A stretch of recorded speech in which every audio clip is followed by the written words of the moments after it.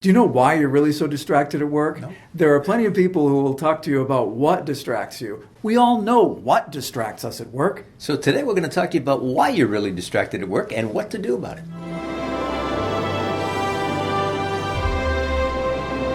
Why do we allow ourselves to be so distracted? Our right-hand man and production assistant, Alex, has 3 scenarios that we've gleaned from talking with clients throughout the years. Alex, what's the first scenario?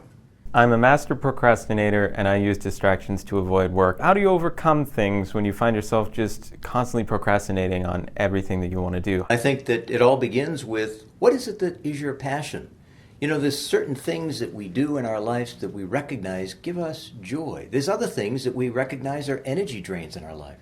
So to get some clues in terms of what it is that you really want to do, it's important for you to really focus on the experiences that you're having and really understand what are the things that give you joy, what are the things that deplete your energy. So it sounds like you're being depleted, Alex, by some of these activities, and that's why you're avoiding them. You need to look at those as clues, as messages about what you should be doing and where you should be going next. That was really good advice. I totally enjoy working with both of you. It's college work that I generally procrastinate on. Let's see how you do with the second scenario, which is I have no idea what I'm supposed to be doing, or sometimes I do know what I'm supposed to be doing, but I just don't really care, so I get sucked into doing whatever's in front of me. How do you overcome that? You got to know what the plan is.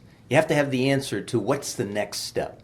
And that all begins with the goal setting process. Every day, when we start off that day, we should be writing down the 2 or 3 most important things that have to be done that day that will allow us to focus that finite commodity of energy and time that we have and direct it as to what is going to bring you joy, satisfaction, and a sense of fulfillment in your life. Scenario number 3 is I have too much to do and it's stressing me out. There's no way I can get it all done, so I check Facebook.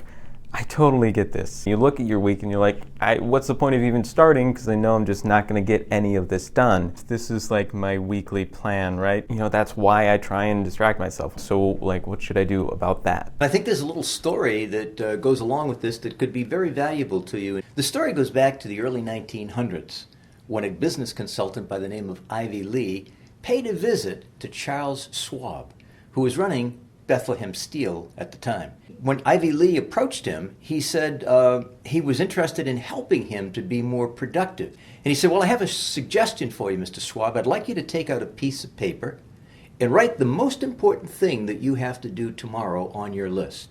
And then he asked him to write the 2nd, the 3rd, the 4th, the 5th, and the 6th. He said, tomorrow when you come in, I want you to have that paper in the center of your desk. Go to number 1, don't go to number 2, until number 1 is completed. Don't go to 3 until 2 is completed, etc. Never establish more than 6 things in the course of a day. And at the end of the day, if you haven't completed all of those things, reprioritize those things for the next day.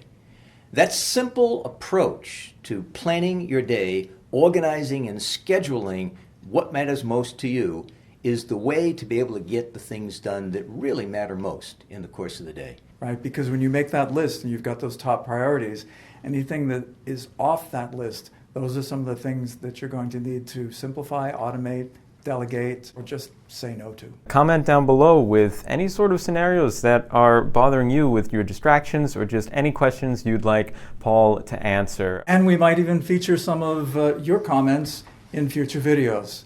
So, until next time, this is Living with a Purpose Academy, where we help you find and grow your passion and achieve your goals. We'll see you next time. Look forward to seeing you then. Paul, what do you think? I don't know.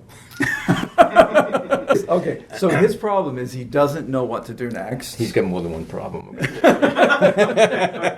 You know, there's dog collars that they have available that allow you to shock yourself. Wrap it around your neck and give yourself a zap when you find yourself distracted. Cattle prod is another piece of equipment that you might want to consider. It eliminates procrastination.